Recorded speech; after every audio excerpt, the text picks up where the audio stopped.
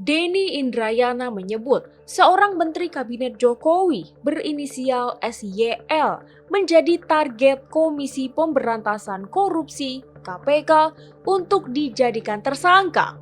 Penetapan itu, kata Denny, tak lain adalah bagian dari kepentingan politik dalam upaya mengganggu Koalisi Perubahan untuk Persatuan (KPP). Melalui keterangan tertulisnya, Denny menyebut dirinya mendapatkan informasi penting soal dugaan kasus korupsi yang sedang berjalan di KPK. Yang ditarget menjadi tersangka lagi-lagi adalah lawan oposisi, seorang menteri berinisial SL. Tujuannya jelas mengganggu koalisi KPP dan menjegal pencapresan Anies Baswedan, kata Denny Indrayana. Padahal, lanjut Denny, gangguan semacam ini justru akan semakin meneguhkan Partai Nasdem di dalam koalisi. Denny menuturkan, dalam satu pertemuan elit partainya, Ketua Umum Nasdem, Surya Paloh, mengatakan sebuah kalimat ihwal sikap tegas partainya. Abang ini jangankan masuk penjara, dibunuh pun tetap tidak akan berubah mendukung Anies Baswedan, tulis Denny menirukan ucapan Surya Paloh. Hukum memang benar-benar direndahkan, menjadi alat mengganggu koalisi dan penentu arah pencapresan saja, kata Denny.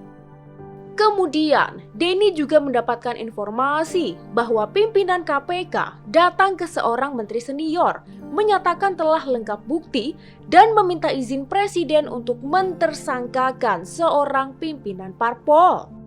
Ada 4 dugaan kasus korupsi, yakni soal kardus, pembangunan kantor partai, pembangunan beberapa rumah keluarga, sampai gratifikasi mobil mewah.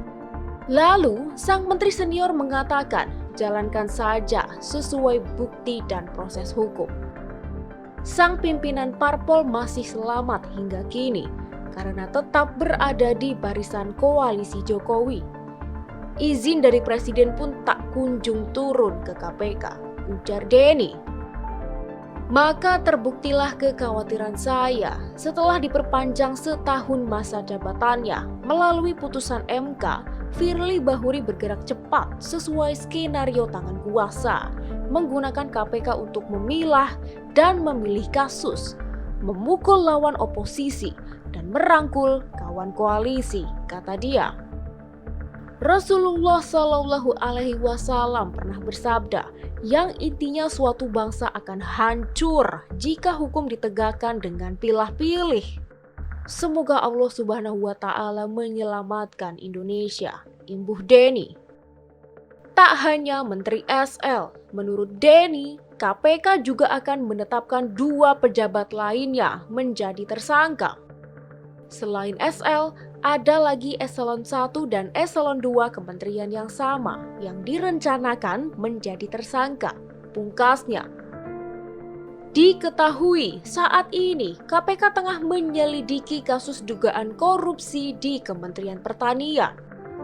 Penyelidikan itu dimulai sejak awal tahun 2023 dan diduga menyeret nama Menteri Pertanian Syahrul Yassin Limpo. Saat ini masih proses lidik atau penyelidikan, kata PLT Deputi Penindakan dan Eksekusi KPK Asep Guntur Rahayu dalam keterangannya Rabu 14 Juni.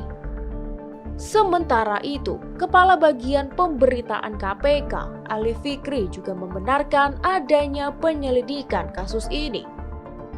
Ali menyebut tim lembaga anti rasuah tersebut sudah mengklarifikasi sejumlah pihak.